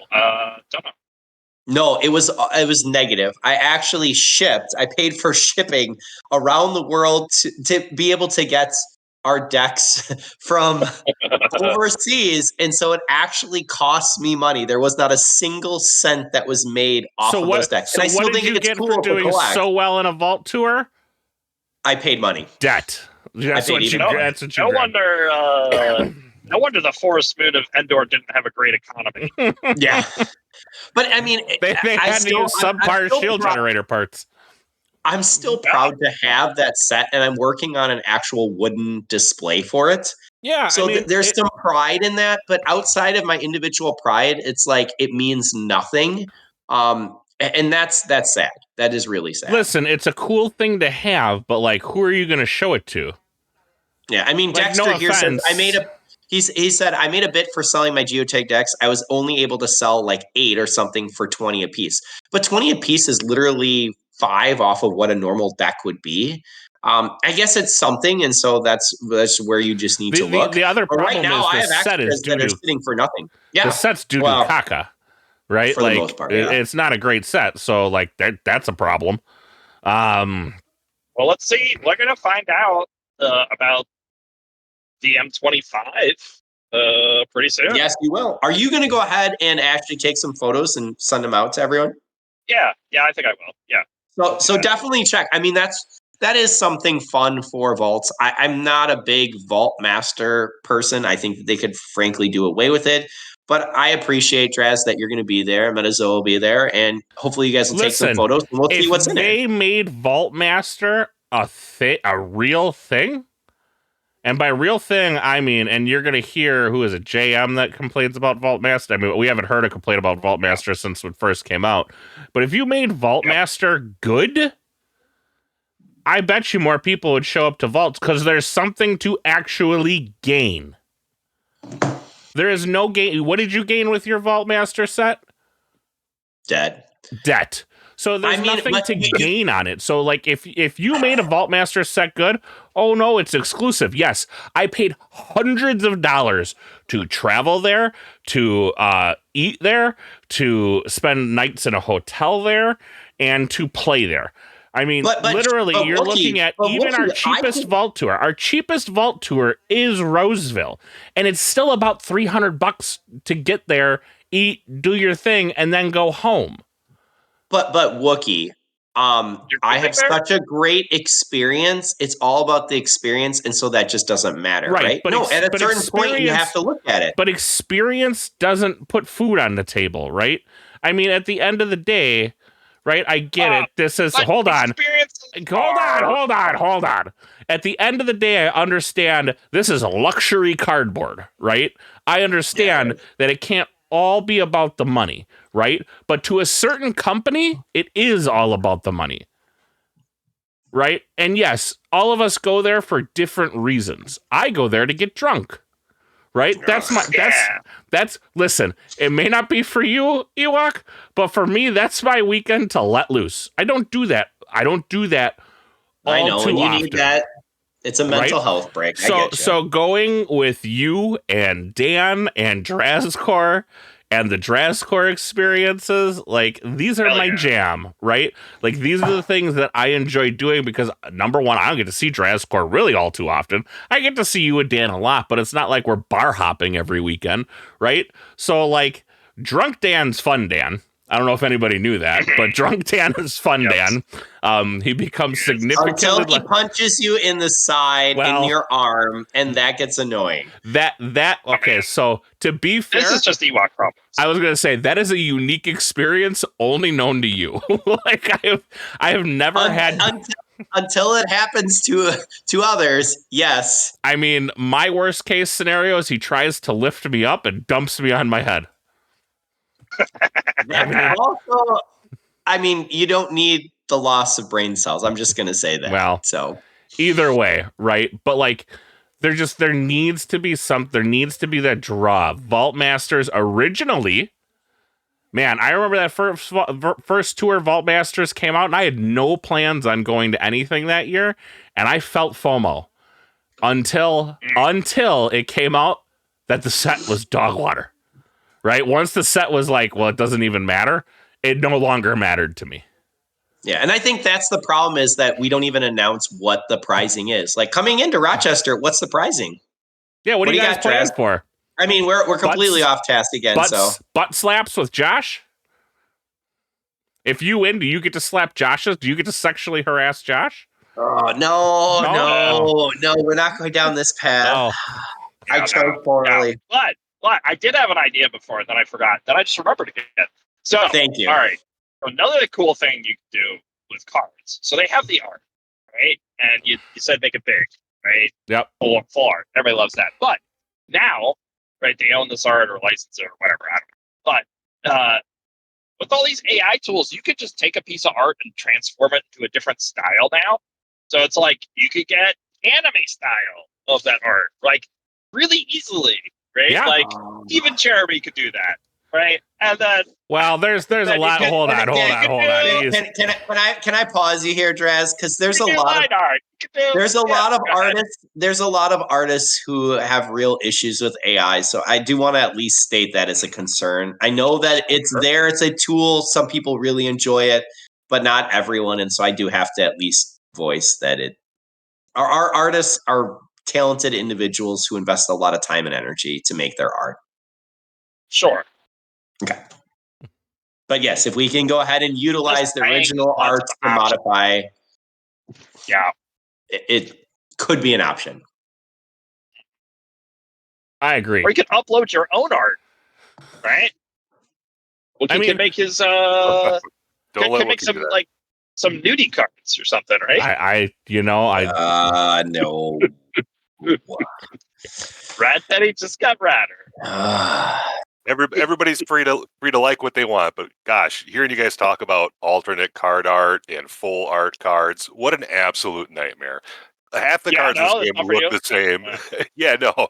Like all the Equidon cards look the same to me. All the Geistoid cards look the same to me. I could read a card 10 times and then see it a week later and forget completely what it does. Like, but that's racist to get a Rookians or whatever they are. But if get rookie in, but if you have the text that's below, is it really that problematic where you could look at the text and still read it? It's additional effort and energy. Okay, and I agree with that. Yeah. It is additional. And then that ties back to an agreements I have with the game. Also, is like there seems sometimes to be really arbitrary the way mechanics work. Like with GR, if I'm doing something to your creatures on the board, sometimes it matters if I'm haunted. Sometimes it matters if you're haunted. And it seems arbitrary and not consistent. So taking away text or changing the card art is just like another layer on top of the mind F of it all.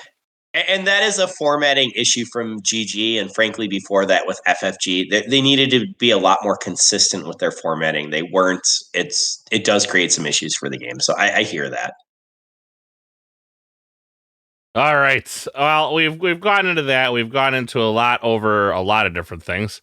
Holy macaroni, my brain is spinning. I'm not even going to go into the fact that there was no marketing for any of this. Could be a macaroni art. Macaroni art. I mean, the no marketing was the underlying component. And still, you know what would even be cool? Invest in your marketing. You know what would even be cool? And we just talked about card art, and I know you're against it, Pete. But you know what would be really cool? Hey, the winner of this vault gets to be in the next set. I don't know if that might be a big cost. They charge 500 for that, sort of, right? Well, what is it? So 500. I mean, I don't know. Maybe they get to pick a. Well, I guess picking a card to be in the next set might be problematic. Yeah, I mean that's more for Worlds. The problem is that we have a backlog of people from. Yeah, go ahead. I was just going to say there's a backlog of people from GameFound because not everyone came out in Amber Skies, and so that's cool. You still have some people. Go to a vault tour and win it, right? I mean, that's my plan. Go to a vault tour and win it. I mean, I don't know. Please don't win. Why? Because the deck you're playing is the deck I play. Then you can't borrow my deck anymore. If I win. Come on, Trav, go ahead and win. Oh, I'd be so sad. Then I'd have to go back to L. Oh, no. Yeah. While they're there, I can speak to Josh. Josh, I'm simply going to go ahead and say I think that the ease of play, the Discovery Kit had really cool key charms. I like the idea of trying to bring people back weekly. Josh had nothing to do with Discovery. Okay, GG. There you go. All right, does that make you feel better? But I think that the kit as a whole missed because, frankly, Discovery kind of didn't hit. The timing was problematic, and there was no marketing. So I know we keep falling into this trap, but we need marketing. Like, you're going to have to reach out to... They do marketing. They do Facebook marketing. Outside of GameFound, you have to do additional marketing. Like, you can That's tell me that crazy. you're cold calling stores, but Wait, did if you somebody want, actually say they cold called a store? yes, When was this? I Yeah, missed that this. is that is actually well known that they are cold calling. That's part of their marketing Oh plan. my They're cold calling, God. but they're Cold reaching out to. calling? Yes, they're calling stores that once sold Keyforge in order to see if they want to sell Keyforge and support Keyforge again. And I hear this, but where That is the worst marketing tactic I have ever heard. That is a waste of fucking time. Cold calling? Cold calling. I will pay for your swear jar donation on Hey, that, because do I you want to agree. buy a game that burned you in the past and now buy it again? Boy, have I got a bridge to sell you. So instead, we need to provide player support, and here's your support at a very, very reasonable, if not, and again, honestly, their kits aren't that expensive, but here is something. If you have people running, here's the event. Here's the crazy something to thing, come too. back. If you made awesome kits, players would be begging their local stores to get them. Now I feel that it's the stores. Now the I feel stores. it's the players who are going ahead and asking for it anyway. Absolutely. And honestly, I don't see any new players coming in. But if you make a great kit, if you make because you have to make something that people want. Yeah. Right? Like keychains, I although I love the trinkets, I don't think as a as a mass whole, I don't think the trinkets are gonna cut it. Right? Like I think the key charm. It's a great thing. I disagree. I think the key charm was appropriate. One, you have keys that can be used in the game, but they're also something that can be put on something that you're carrying around. But a new player, like if they get handing them a keychain, but really? It can be used. I don't know. I'm fine with that. There are limited. Go ahead, Pete. That new player is probably upgrading their cardboard tokens if they had any in the first place, right? Or so their pennies. Please upgrade your pennies or your cardboard. 10 nickels. All right, so it's time to go into predictions for Rochester. We're not going crazy on predictions like we used to. Like who's gonna win, because I don't even think we all know who's going.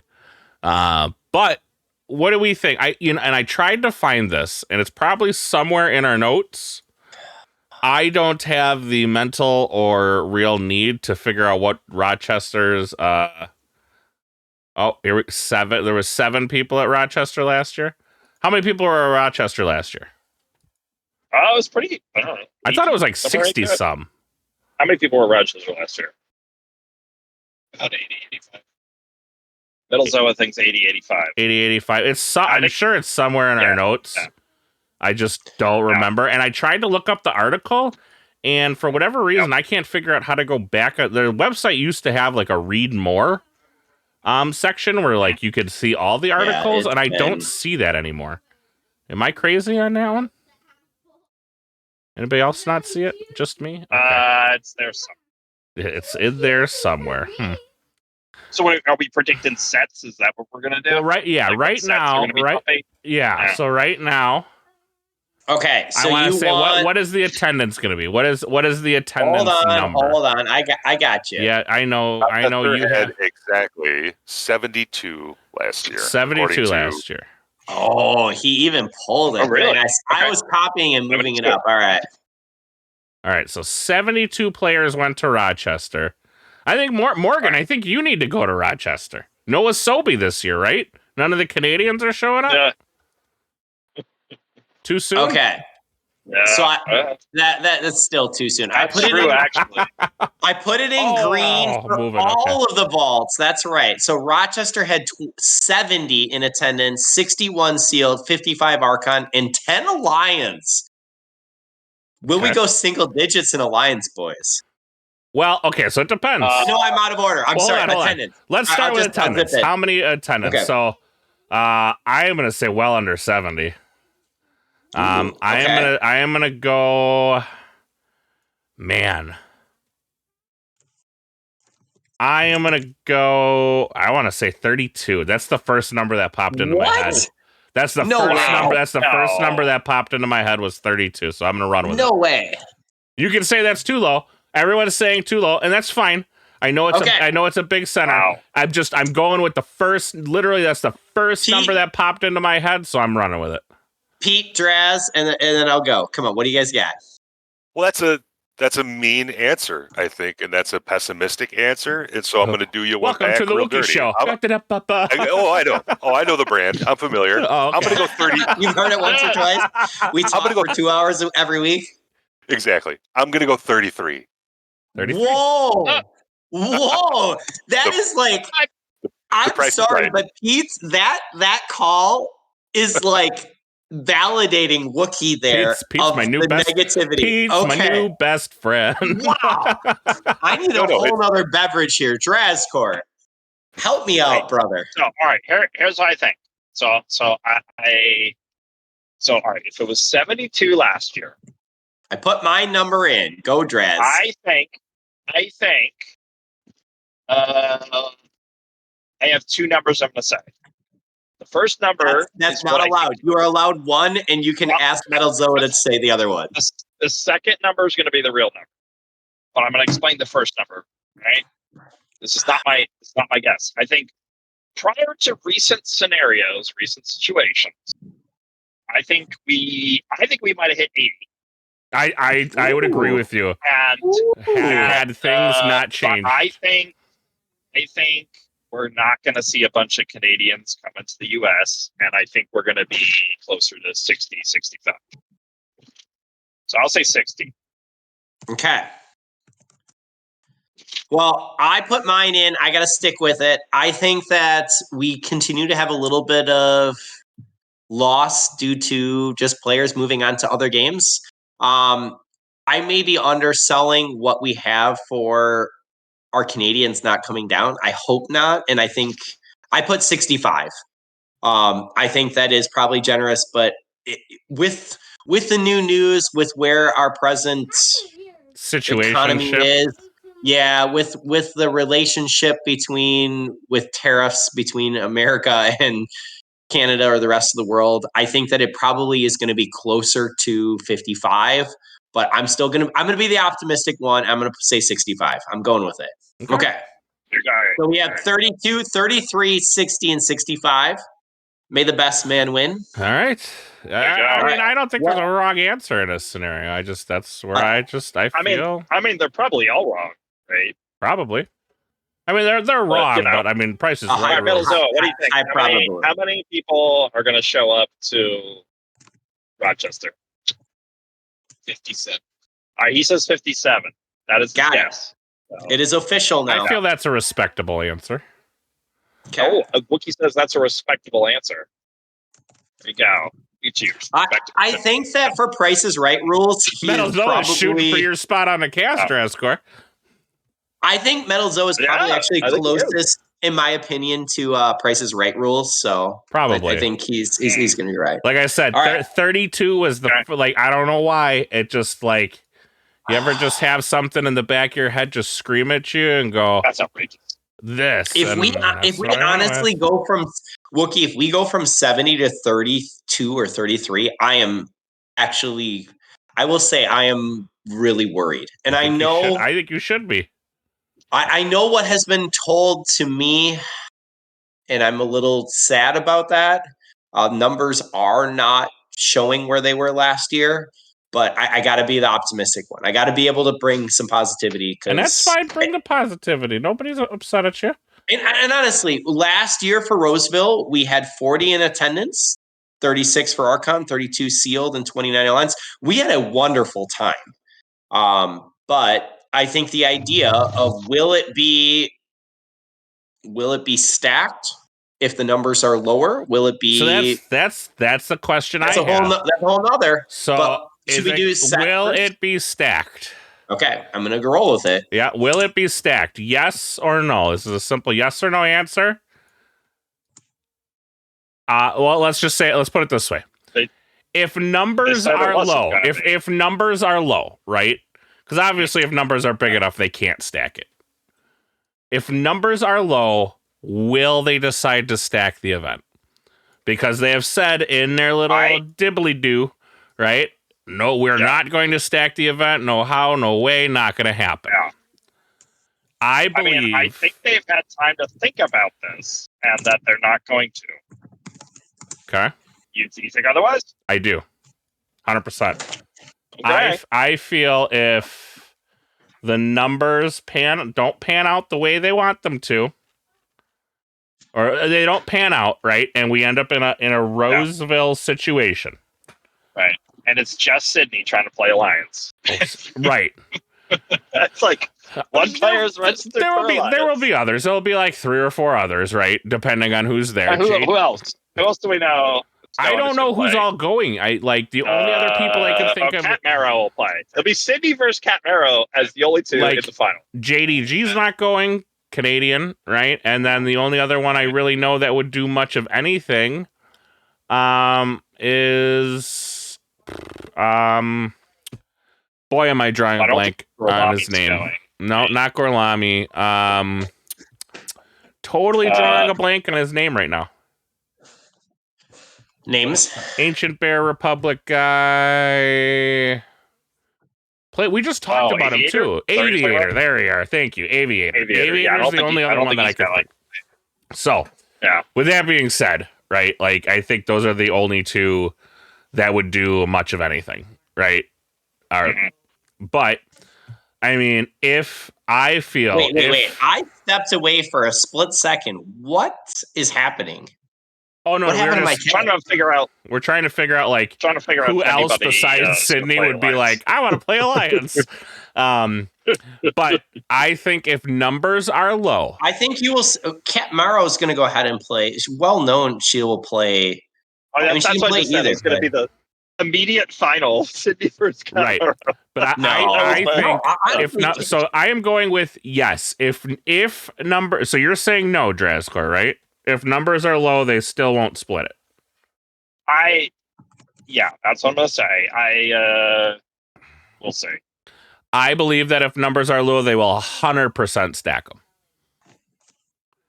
Ewok, or I'm sorry, Pete, you're next. I'll say I guess if they're low enough, you'd almost have to, right? Right. Or why have Alliance at all at that point?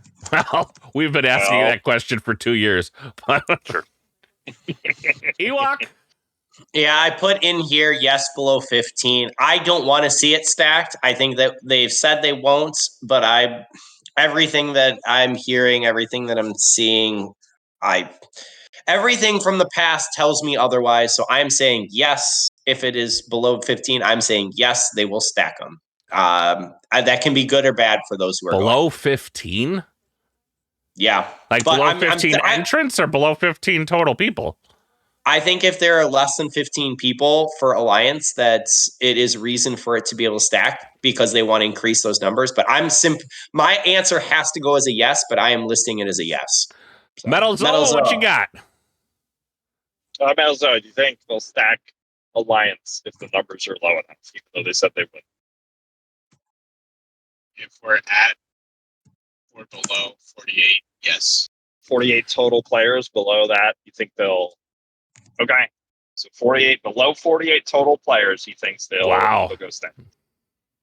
Realize that Rochester's Alliance last year was 10. There was 10 in Rochester Alliance last year? There was a total of 70 players, 61 played sealed, 55 Archon, and 10 Alliance.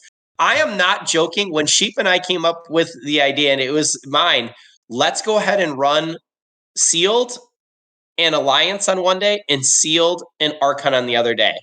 And I know that there was a cast that talked about going ahead and mixing those up, but I think, I'm not even joking, I don't think that sealed will beat out Alliance. I think it will, but I think sealed will also beat out Archon. Like, if you have them mirrored... Sealed will 100% beat out Archon every single time. Yeah. I think that right now that would actually have the biggest pull on both days. And you just have 2 sets of top 8, like, for sealed. If you gave me the choice of sealed or Alliance or sealed or Archon, I'm playing 2 days of sealed. It really is the sweet spot my for this game. chances. All right. Pete.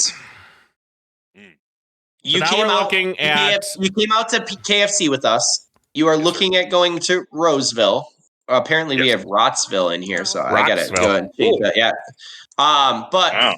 Sick burn. When I'm looking here, I didn't even know it. If you had a choice between Sealed and Archon, which would you choose and why? I would choose Sealed because it's an even playing field. Everyone has a chance. I feel comfortable with the current sets. I assume it's Amber Skies this year. Well, I assume. no, it might be That's BB what at this point. Who knows? We got another question coming up with that too. Yeah. And then as far as Archon goes, I saw the Final Refrain.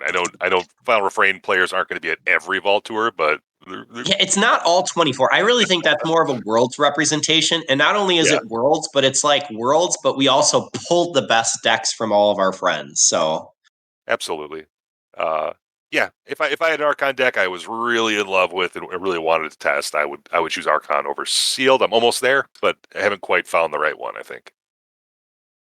Oh, Morgan in our comments. So again, you should follow along with AC Live Show. We're still going strong.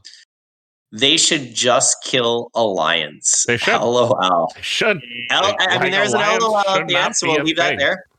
I'd pick Archon, but I do enjoy Sealed. And I think that's where a lot of people are. I honestly think they should do kill Alliance, right?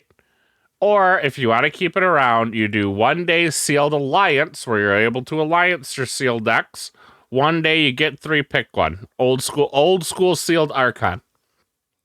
Right? But the short answer is, why is Alliance a premier format? It just doesn't hold. And I know because they want it to be. They want it to be. But it's not. Anyway, that's a whole other comment. We've beaten our dead horse, so I'm not going to drag down that one. Moving on. Well, okay, so for Archon, what set will win Archon? GR. Drascore is going GR? Yep. No, we're both typing at the same time. Ewok? Sorry. Ooh, you're going to throw me next. I actually still think GR. I think with Bandola being there, I think that yeah, I think that GR just is too strong with what's there. Okay, go ahead. Metal Zoa, can you hear us? Metal Zoa, what set do you think is going to win? Archon.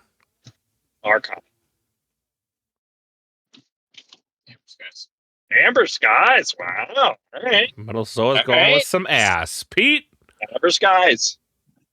I was very tempted to say Amber Skies because I do think it's a sleeping giant. The more that gets open, eventually, the more it's something absurd. Yeah, there are really good Amber Skies decks. It does. What people are missing is that Amber Skies does not have the same restrictions that GR has, and I think that is really, really important. What do you mean? I don't. For Archon? Well, for Archon, it's just straight up. So that is what you have. I think there are a number of Archon decks that can do it. I don't see it yet. Here, I have this. Okay. Good. So my answer is Bandola. So GR? Yeah. I don't know. There are some tools to be able to. I don't know. It's a really good deck. We'll have to see. I am teetering right now. Okay, well, teeter I want away. to say GR. Okay, but you're not? I also want to say talk. Well, so I will go against the grain. He's going talk. I'll go talk just because everyone else said GR. Okay. I mean, Metal Zoa is an Amber Skies, but yes. Well, every I mean, there's 1, 2, 3 GRs. So I will say something along the lines of talk. All right, moving into Alliance, Strazcore. What set will take down Alliance? Anybody know Frog Legs is going to be there? He's in the chat. Frog Legs, are you going to be there? He's typing. Hold on. We're waiting. No. Oh, he's not going to be there. All right. So DT's out. Yeah. No, Vault Master 25. Go with the ultimate upset. I mean, I mean, so all right. So I forget the attributes. So Vodka's out, right? Is that a true statement? Vodka is not out. You're just. Oh wait, no, hold on.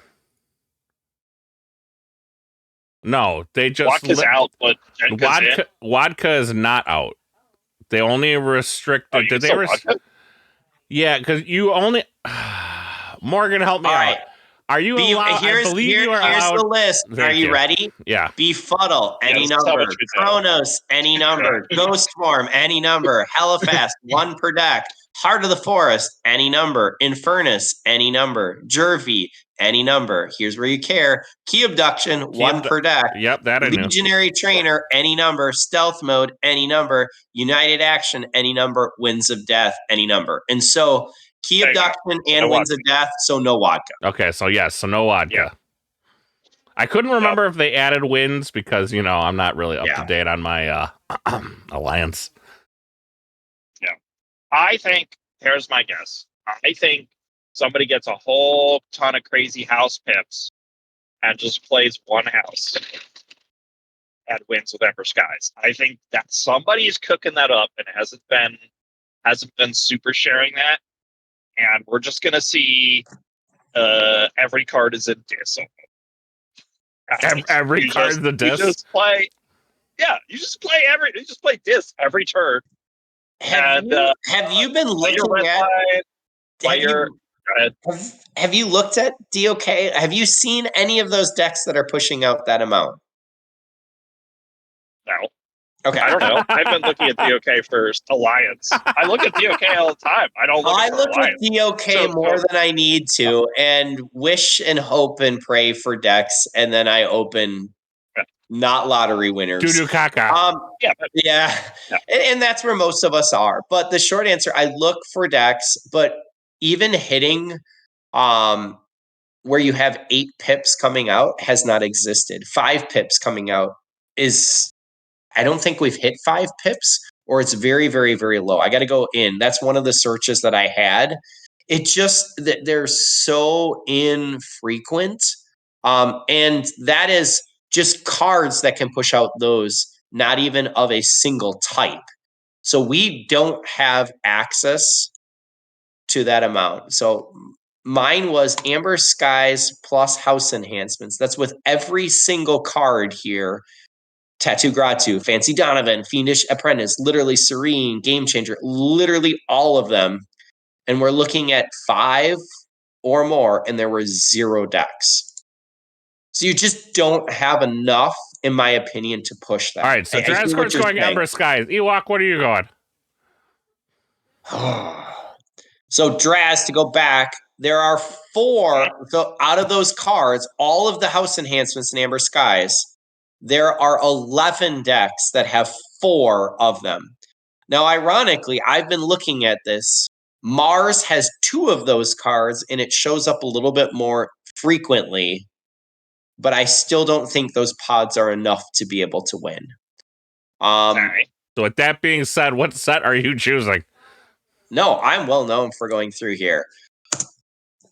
Do you want us to come back to you? No. I'm going to believe in my friend. I'm going to believe in my friend, one of the 2 Amber Skies players. I'm going Amber Skies with a lockout. And I know you're arguing it's too slow. And I see it. But I'm going to go slow. I know, and I hear you, but I have love for her. And so may our local and amazing Keyforge player do well. So Amber Skies. Slow. Metal Zoa. Metal Zoa, what set's going to win? Alliance. We think Sydney's playing Amber Skies. She is. Yeah. He's thinking. Deep thoughts. Deep thoughts. Talk. Ooh. Yeah. Talk can do some nasty stuff.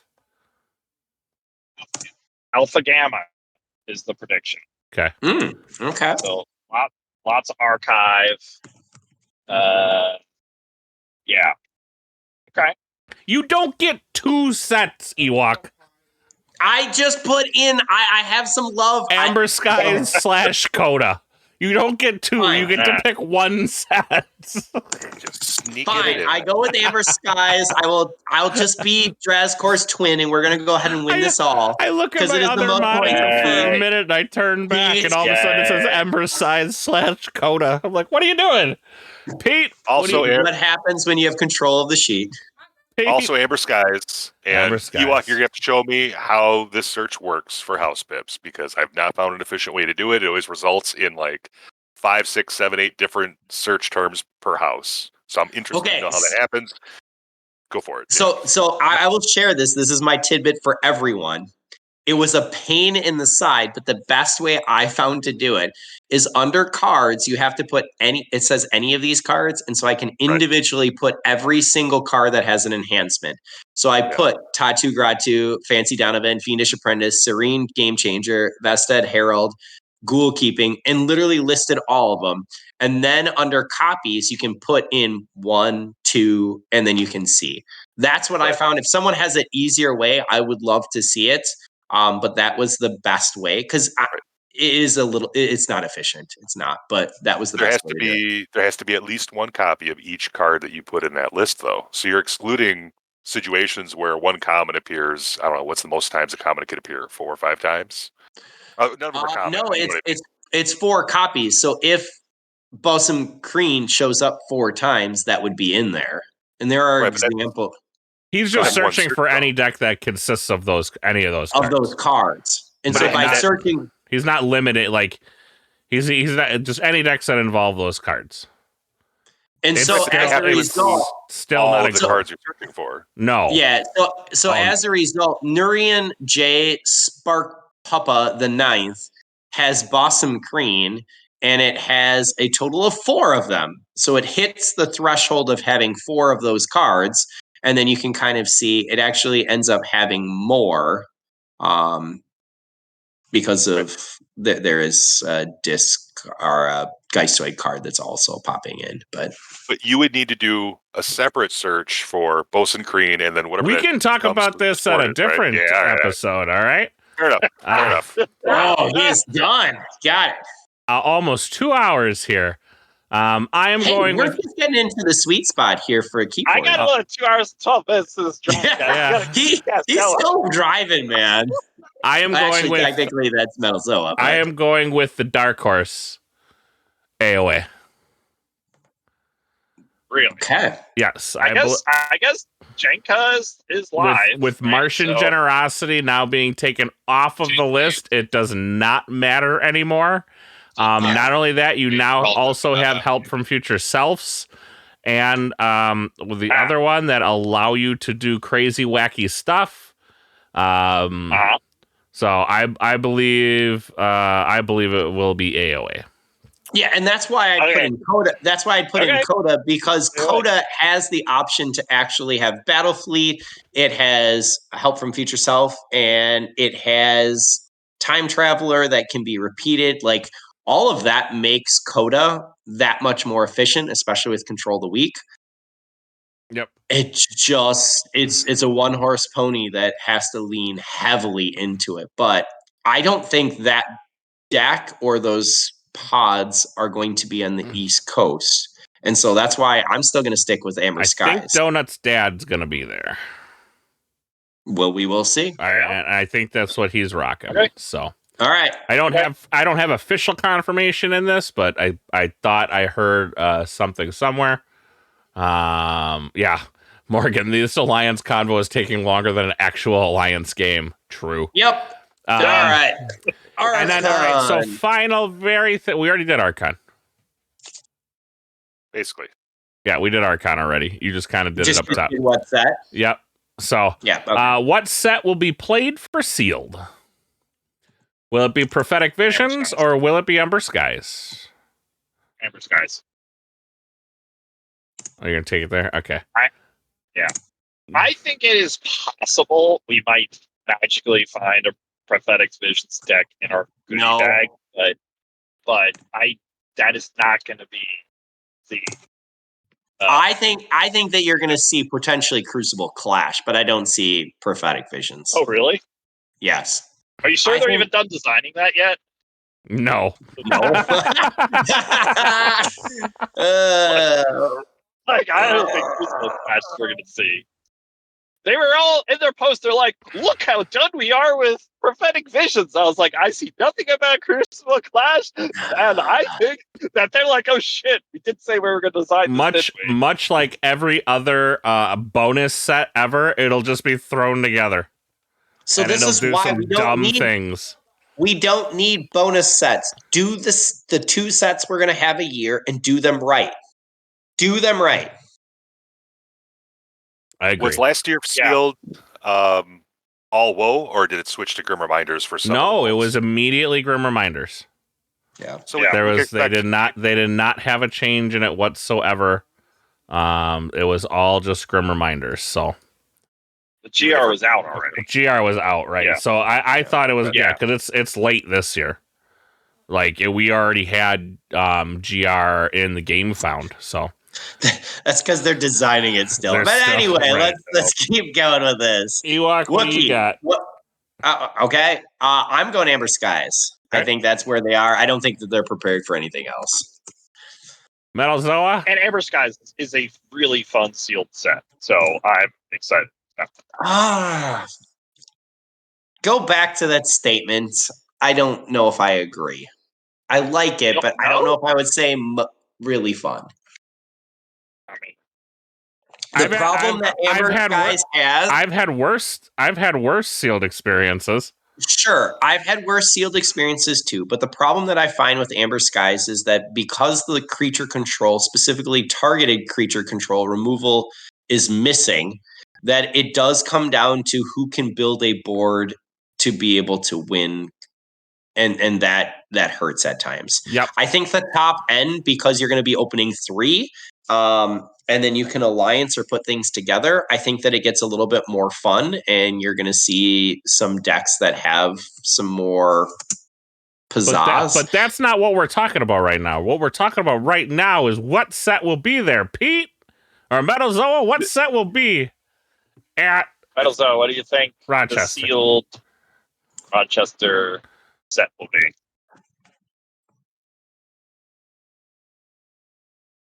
Amber Skies. Amber Skies, he says. After some head scratching. There was head scratching. Yeah. It's going to be Prophetic Visions. They got a couple hot off the printer. They're going to peel them off. They're going to distribute them. People are going to cry because they didn't get their game found first, and that's ridiculous. I have a game found. Why would I care if somebody else got limited access to 3 decks? Who cares? So maybe that's optimistic, but I think if they can manage it somehow, they have to, because it's going to suck for the other vaults to get the first crack at it when Rochester gets stuck with Amber Skies. In my opinion. Damn, welcome to being first. Pete, why aren't we better friends? Yeah, I agree. Prophetic Visions. No way. It's going to be Prophetic Visions. They are going to make the worst decision they've ever made in their life and piss off a whole bunch more people because they can't get their shit together. Does that mean Prophetic Visions takes this whole Archon? It's opened, unsealed, and then thrown in for Archon? Nobody's going to play it for Archon. That's what they... Oh, no, people will play it. I think they planned to bring Prophetic Visions, but then they arrive and go, oh shit, we forgot to pack it. And then they just got to go to the store and buy Amber Skies. Therefore, we have Amber Skies. No, they got to go back. It's still on the pallet. Yeah. And then the store that they're at doesn't have enough Ember Skies to actually do anything, so it's just whatever's available. Well, yeah, they have the pallet, and I think they're like, okay, well, this time we'll just put Jeremy on the pallet. That way it gets there. But Jeremy's in some depot right now going, guys? Like, on the pallet, right? Like, I think that's what's going on. He's just alone and scared. What? Yeah. Yeah, it's a warehouse. And I realized a flaw with this plan is that, can you imagine what a nightmare it'd be for the judges to have everyone's first crack at a new set be in a tournament setting? Oh, yeah. Yeah. So, no. The judges... They probably will do it then. That's no change from what happened last year. Is that right? I mean, the judges do have access ahead of time, so I'm not worried about that. But there's always the interactions that nobody plans for, so... Oh, sure, because what we see is such a small card pool, and then all of a sudden, boom, you throw it all together, and you're like, oh, how does that one happen? And I don't doubt the judge's ability to troubleshoot these things. I'm just saying the number of problems and hands in the air would have to go way up if it's a brand new set, right? It'd just be annoying for them. Yeah, but I mean, GG don't care. It's not their problem. It literally is their problem. Nah. Right? If the tournament, They missed that. it runs off schedule, and then the event gets whatever. I don't know. Nah. All right. That's all we got for this week's episode. Thank you, everybody, for hanging around in the chat. Watch the stream over on GG's streaming channel. I'll try to be popping in every so often. I'll be working this weekend, so I won't be able to see. I'll be able to see probably little bits, little tidbits of it. It is an hour ahead of time. And then we'll see if any drama comes from this year's Rochester. Rochester is 1 for 1 in the drama community that happened last year. I'm hoping for more this year. Oh, goodness. Well, I mean, some of the most memorable some of the most memorable sleeves we have come from that event. So, Draz, Metalzoa, do you guys have amazing sleeves for this vault tour? Some personalized sleeves. I do not have amazing sleeves, just regular boring sleeves. I don't know, Metalzoa, do you have anything exciting? No. Nope, I'm gonna buy some when I get there. He's gonna buy some at the store when he gets there. Man, what a good, good, fair, even player Metalzoa is, man. I happen to know that Mammoth DG has some very exciting sleeves that he is very excited about. Okay. Did you care to spoil or? I mean, yeah, I guess it's basically so he got the art right. He did the big pledge. So okay. So he basically took his own art of himself and like made some exciting collage decks or sleeves with his own art. So and JJ's art. Yeah, and does JJ and Stragan know about that though? I'm not sure. I don't think they do. All right, so I think what he might do. So JJ is going to be there. I don't think Stragan's going to be there. So JJ also got his own art. So at this point, if he does it, he'll already know. So this is not a spoiler in advance, but he took JJ's art and then he took his art and he added himself all over JJ's art, like in front of him, blocking him, like so you sort of can't see him very well. So it's basically JJ's art with him all over it, like in the foreground, which is, I think, pretty hilarious. That was some lightning. There you go. Look at that. So I thought it was a pretty hilarious idea. So, there you go. Fair enough. I definitely am planning on coming with some thirst trap sleeves to Roseville. Oh yeah? Oh yeah. All right. Is it just yourself without a shirt on? No. Okay. But we'll see if I get kicked out or not. All right. Fingers crossed. It's a 50-50. It's a 50-50 Fingers crossed. We're hoping. Oh, that's a good one. This one's even better than the first one. Yeah. We're definitely gonna have some Drascore experience going on. So I will let everybody know about that. You will have to report back. And this is why some things will get pushed back, because we will have an update after the vault and it will be good, but we'll have some weeks. We'll get into some amazing things. So have fun. Be safe. Absolutely. Yep. But with that being said, we will see you all next week. Happy Fortune, everyone. May the Forge be with you. Drink responsibly. Thanks, Pete. Ridiculous. Or Wisconsinably. Hey. Ooh. Are they sponsoring the thing? Not yet. We're working. All right. Okay. Slide in and out, slide. I'ma throw it back. Let me give you that. Fat, juicy, and wet. Fat, juicy, and wet. I don't even gangbang. Pussy so good, make me throw up a set. Throw it up, throw it up. That good kitty, good kitty, make it my pet. Sexy. Pretty pussy, top of pussy, you ain't never gonna forget. You ain't never gonna forget. Fat, juicy, and wet. Wet, wet.